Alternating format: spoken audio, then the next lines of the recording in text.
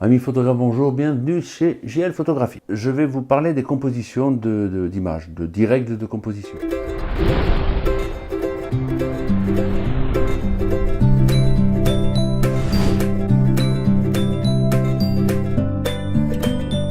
La première, la règle des tiers. Tous les photographes la connaissent, mais il est bon toujours de la rappeler. Alors la règle des tiers, c'est, bon, imaginez votre cadre photo que vous coupez horizontalement et verticalement par deux lignes, horizontales et verticales, de manière équidistante. Vous positionnez votre sujet principal sur une des lignes, ou comme ça, le mieux étant le sujet sur un des croisements des lignes horizontales et verticales, et vous avez l'autre règle des tiers qui est parfaitement utilisée. Cette règle des tiers n'est pas immuable.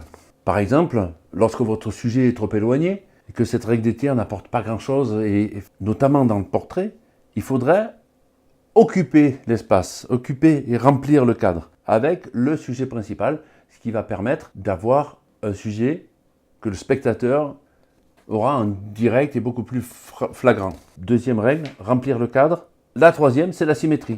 Alors, ça peut être artificiel ou naturel. Ça peut être la base d'une composition intéressante. On retrouve ça dans les bâtiments, dans les monuments, dans l'architecture. Vous imaginez une tour d'un côté, une tour de l'autre avec le pont-levis au milieu, et vous avez cette symétrie qui fait à l'œil ressortir une photo que le spectateur va apprécier. La quatrième règle, ce sont les lignes. Naturellement, l'œil du spectateur a tendance à suivre les lignes qu'on voit.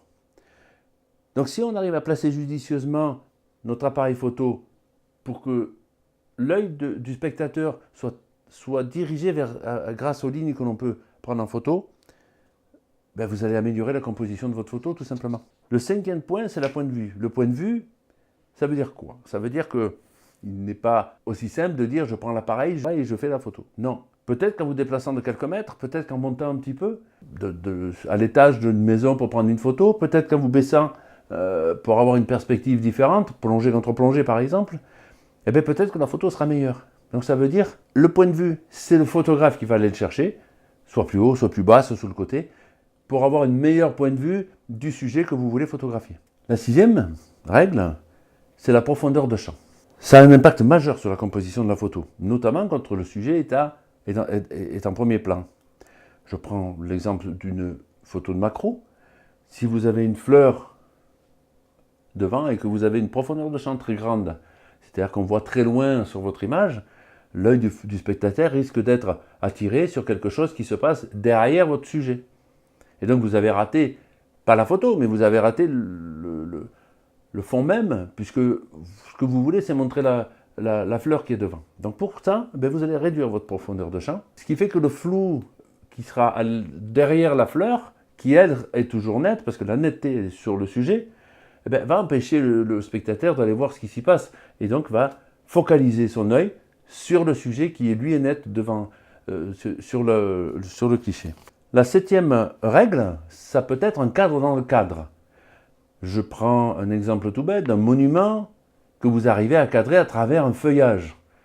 Vous avez du feuillage tout autour et puis vous avez votre monument au milieu. Et ça peut être une composition intéressante. La huitième règle, c'est d'observer les motifs. La répétition d'un motif donne du rythme à la photo. Des quilles, par exemple, qui sont allongées, que vous allez prendre en perspective. Donc vous allez utiliser la règle des lignes plus la règle des motifs. Ça donne une perspective et une impression d'infini qui se dégage de l'image. Donc c'est aussi une composition intéressante. La neuvième et avant-dernière règle, c'est la règle de la texture. Vous avez quelquefois des textures qui donnent du relief à l'image. Un sol craquelé dû à la sécheresse peut apporter une dimension importante et supplémentaire à la photo que vous voulez faire. Si en plus vous la travaillez au niveau des contrastes, ça peut être très intéressant. Les textures, vous en trouvez sur le bois, sur le fer, sur l'acier, sur la terre, enfin, vous en trouvez partout. Il suffit d'avoir l'œil. La dernière règle, le contraste. Il faut arriver à essayer de juxtaposer des contrastes, que ce soit dans l'ombre et la lumière, que ce soit dans les couleurs. Vous allez faire ressortir un sujet parce qu'il sera plus contrasté que son fond. Ce qui fait que l'œil aura, encore une fois, du spectateur, aura tendance à aller plutôt vers le sujet qui sera contrasté et qui sortira un peu comme du relief de votre photo, et ça va être intéressant.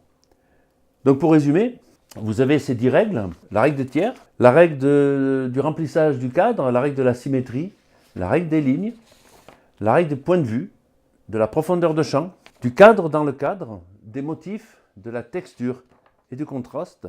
Avec ces 10 règles-là, vous allez pouvoir composer une image bien meilleure et améliorer votre photographie. Voilà, j'espère vous avoir aidé. Je vous dis à bientôt. Le petit pouce bleu me fait toujours plaisir et abonnez-vous.